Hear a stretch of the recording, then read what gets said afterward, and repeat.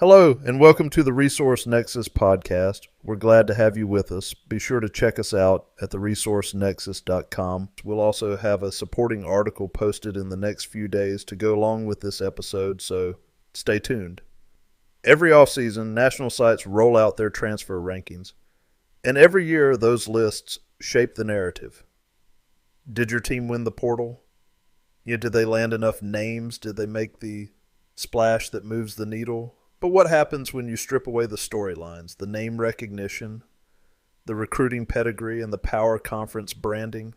What if we just look at the numbers? Because the numbers, they don't care about high school rankings. They don't care what school you're transferring from, and they definitely don't care about hype. The stats, they see every game. Our rankings start from that point of view, built around per possession value, efficiency ratings, and adjustments for strength of schedule and role in our model. And the results? A few names absolutely soar past where the consensus has them and that are undervalued. Meanwhile, some of the so-called can't-miss guys, top 100 guys, let's just say I would be skeptical. It doesn't mean they can't have success, but it's not as clear as some. Now, I'm not here to call out any particular list or outlet. We'll just refer to the rankings we've seen and general overall where we differ. What I am doing is highlighting where statistical performance and national perception are totally out of sync. Let's get into it. Let's start with Keyshawn Murray, who somehow got ranked 72nd by one outlet and wasn't even listed in the top 100 by the others. My model had him as the second overall transfer, possibly the biggest miss by the consensus. Statistically, he was dominant, whether you're talking usage, efficiency, or defensive impact. He graded out as the single most impactful player in the portal.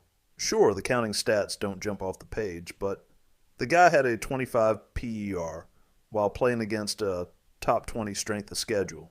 That's not 72nd best material. He had the second best defensive rating on Mississippi State, only behind Cam Matthews, and now he's heading to Auburn to replace Broome. Bruce Pearl knows what he's doing, and I do think he's better than 72nd or unranked in the top 100 by others. Next up, Pharrell Payne.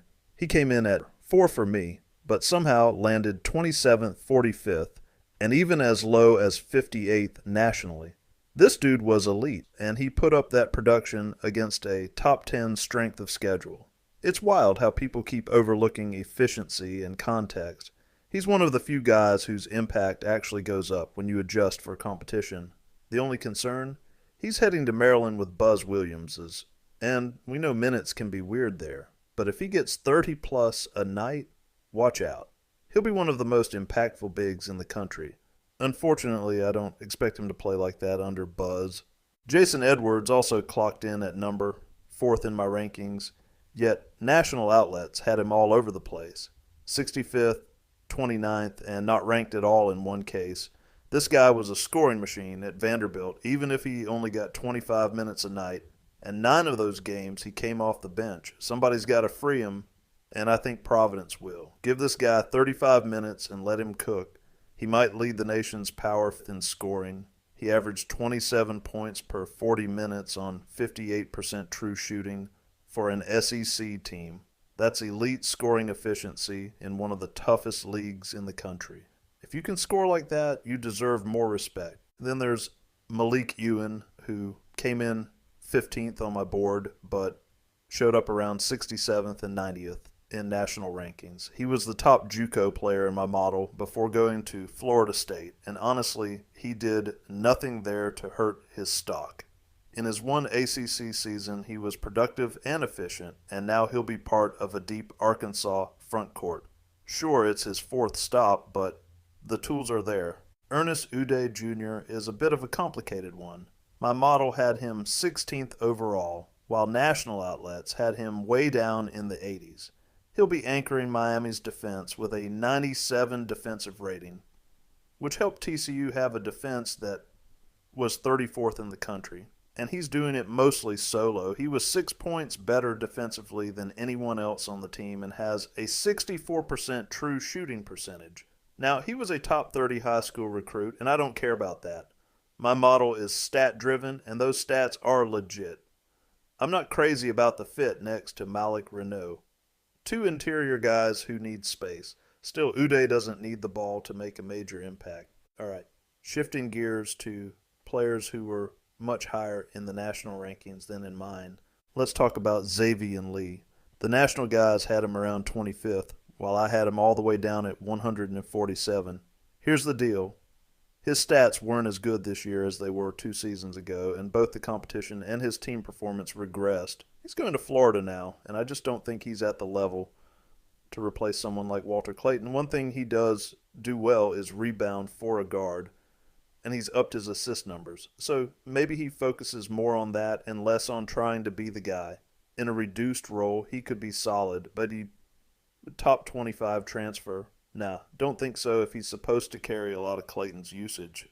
Deaton Thomas Jr. is another one where the rankings are just inflated to me at UNLV. Now headed to LSU, he was top 20 in all the major lists, but my model had him 94th. On paper, the stats look fine, until you realize he played almost every minute of every game. Once you adjust for that, his production per minute doesn't look as hot. Rebounding's not there. 3-point volume is very low, and the overall efficiency just doesn't pop. Great raw numbers, but once you dig deeper and see how many possessions it took and the efficiency, it's kind of smoke and mirrors. Then there's Isaac McNeely, who landed in the top 30 for most national outlets rankings, but came in at 81st ranked of the transfers in the model. Look, he's a solid role player. That fits anywhere, but not someone you build around as a star or even second banana. He fits into almost any system because of the shooting, but he's not the kind of guy who moves the needle by himself. Useful piece, yes. Star transfer? Not quite. Like Thomas UNLV and UVA were disappointing, and while you can't blame it all on them, these guys didn't crush it. Louisville is deep, however, so maybe they see him more as a role player. Josen Sanan is another guy getting ranked off upside. Top 30 nationally, but my model had him at 92. He was a highly rated freshman at Arizona State and came out strong early in the year but cooled off. Still, he shot 37% from deep and averaged 12 a game, so there's some promise. Now he's at St. John's where he's a potential breakout guy if he can find more consistency. The upside is there, but the actual value hasn't quite caught up yet, so it's risky to rank him this high or put this much responsibility on him to me. He is one that I could see living up to their hype, but I wouldn't bet on it. Nathan George. National rankings were all over him, 23rd, 44th, 47th, but I had him down at 163. His 50.3% true shooting just doesn't cut it, especially when you adjust for the weaker competition he faced at Georgia Tech. The strength of schedule was in the 80s and mid-major level. That raises real red flags. You just can't ignore efficiency in this era, and he's likely a target on defense. Georgia Tech was pretty underwhelming. Now he heads to an underwhelming Syracuse. Those were the biggest high-end discrepancies. Now let's look at some of the other underrated values my model identified compared to the national rankings. Now, Owen Freeman. This one's no surprise. I've got him all the way up at 7, while national lists keep him closer to the 30s. I think they're missing it. Freeman is a strong shot blocker with legit defensive instincts, and while Iowa didn't maximize that with the personnel and coaching, in my opinion, Creighton will put him in position. He slides right into a drop system that made Ryan Kalkbrenner a star. With better structure and spacing, Freeman's going to shine, especially on the offensive end. Trey White is another one where there's a pretty wide gap. I've got him inside my top 20. While most national outlets keep him around the 60s, he heads to Kansas now, and for the first time last year, he was on a team that won. His true shooting jumped to 62% against a brutal defensive schedule, a sign of real development. He's figured out how to be efficient, and if that holds, he's going to be a major contributor for Bill Self. Tucker DeVries nationally, he's getting a ton of love, with some putting him inside the top 10. But I've got him down at 45, using his numbers from 2 years ago since he missed most of last year. Solid player, no doubt, but I think the buzz is driven more by the narrative than the impact. He can shoot and make plays, but I'm not seeing elite level production. There's value, just not quite at the level others seem to think. Right now, it appears he's the first option best player at Indiana unless they add players. And if that's the case, it's probably going to get you more of a 50th type of ranking and where Drake was. This assumes full health as well, and he missed nearly the entire year. RJ Luis might be the most underrated guy in the class. I've got him all the way up at number 6 in the model among transfers, higher than most national rankings, which tend to sit around 14 for the lower ones. The late season benching in the NCAA tournament hurt his perception, but the numbers are hard to ignore. 18 points and 7 boards per game in a power conference player of the year. Certainly should be near the top of the top, even if it's only slightly underranked.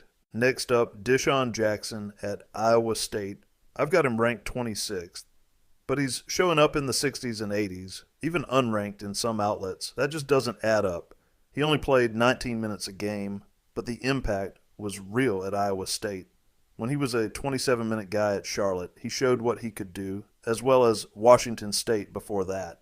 At Iowa State, he helped anchor one of the best defenses in the country and posted elite efficiency numbers in the Big 12. He's a classic case of a guy whose box score doesn't tell the full story, with suppressed minutes, very underrated. I think Pitt and Jeff Capel did well here. These next ones all fall into the overranked category. Players whose reputations or projections might be outpacing their actual impact.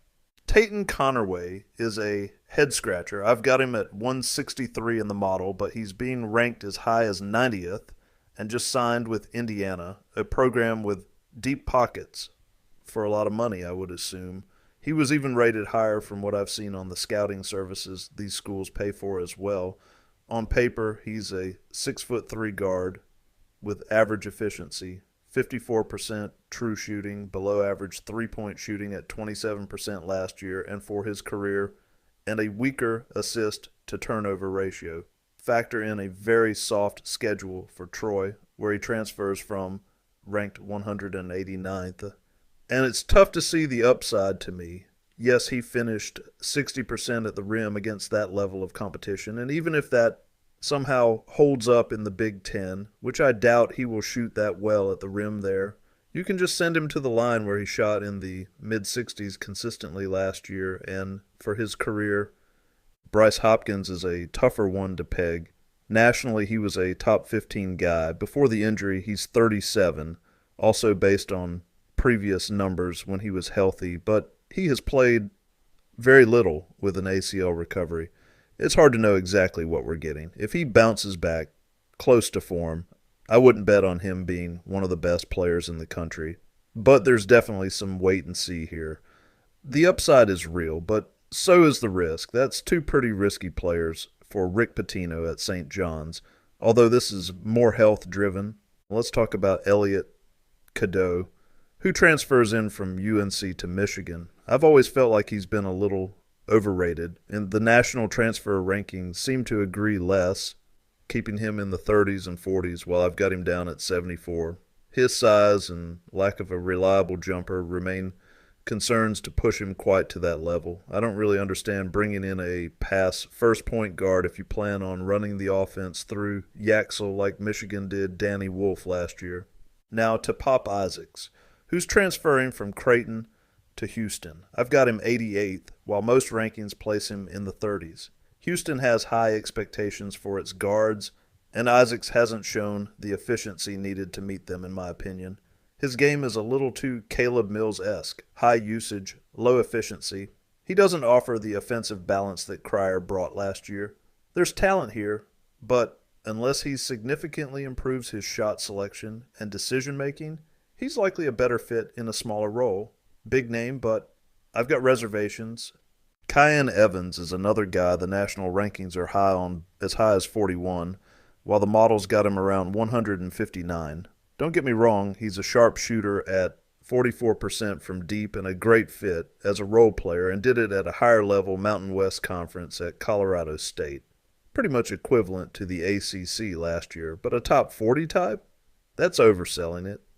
He's not the high usage star those rankings imply. The good news is that going to UNC probably puts him in the perfect context, where he can do what he does best and shoot threes in that role without being asked to do too much. Next, Isaiah Pasha, now headed to Virginia Tech.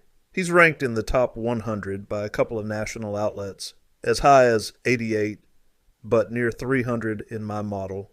He barely made any threes, 19 made last year, I think, played heavy minutes without much impact, and had a poor assist-to-turnover ratio against one of the weaker 250th type of schedule in Division I at Delaware. And he averaged just 11 points. Outside of having decent size, there's not much here that translates. If this is a high-priority target for Virginia Tech, it's a clear sign of how far some ACC programs have fallen. I don't see how he cracks the top 8 in a good team's rotation. Let's talk about Jalil Bethia. National transfer rankings have him around 36th and 53rd. I've got him all the way down at 229 in my model. This one feels like pure high school pedigree hype. He couldn't get on the floor for a 7-win Miami team and didn't produce when he did. An 11 PER just isn't cutting it in a weak mid-major like ACC. It's one thing to bet on upside, but at some point, production has to matter. Right now, Bethia's more reputation than results, and its hitting looks like longer odds. Now, to Cam Williams, ranked in the 30s nationally, but again, I've got him down at 229 in the model. He averaged 9 points on a Tulane team that finished around 140th in the country. Sure, he's a freshman and has some tools, size, athleticism, but he hasn't put it together yet. The idea that he's ready to play a big role at Kentucky feels like a massive stretch. Maybe he carves out minutes down the line as a role player, but right now he looks more like a depth piece than a game changer like the national media ranked him.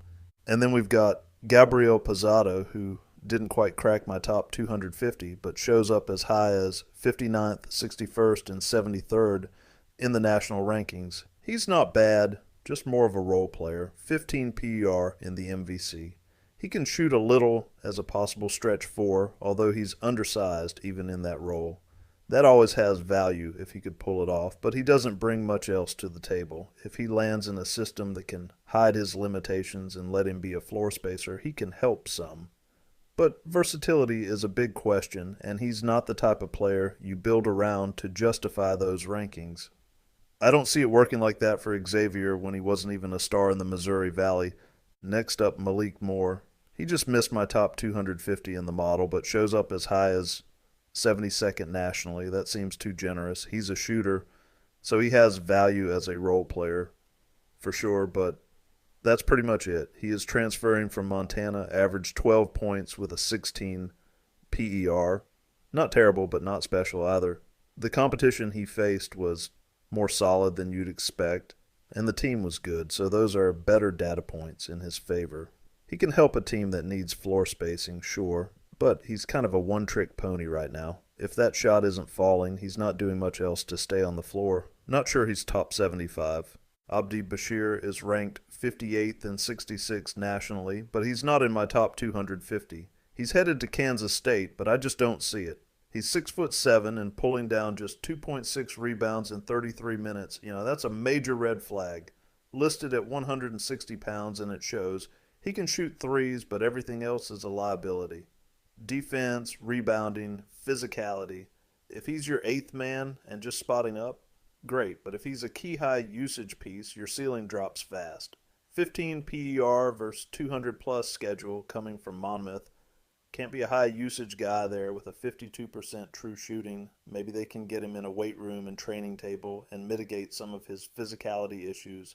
Josh Pasquarelli somehow cracked a top 100 ranking nationally somewhere, but he played against literally one of the 360th worst schedules in the country and posted a 16 PER. Not remotely enough to buy any. Markel Sutton is more of a depth piece. He did sneak onto a few top 100 national transfer lists, but I've got him down at 160. That might sound low, but it fits his likely role. He's serviceable, and there's value in guys who know what they are and don't try to do too much. It could work that way, but that's not really the level some are expecting. Jonathan Powell is in a similar tier. He did show up in the top 100 of some of the national rankings, and I've got him at 150th. He brings a little more versatility in shooting than Sutton, but still more of a complementary piece than a core guy. He'll give you some minutes and floor spacing, but he's not moving the needle a ton at West Virginia. He averaged 8 points and 3 rebounds, less than 1 assist in 30 minutes a game, and had a negative net rating. Tyan Grant Foster is another guy with inflated rankings, 53rd and 63rd nationally, but comes in 176th in the model. He had a 19.7 PER, but it came against the 190th strength of schedule. He was better the year before, so this decline isn't what you want to see from a guy hyped as a big impact transfer either. Maybe there was an injury I missed, but the numbers are what they are.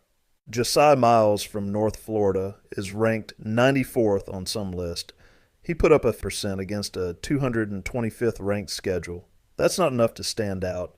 He's another guy who could contribute, but not at that level. He's going to Indiana, and to me, these transfers are some of the most overrated. Blake Harper has some tools, good size, but again, played a super weak schedule at Howard.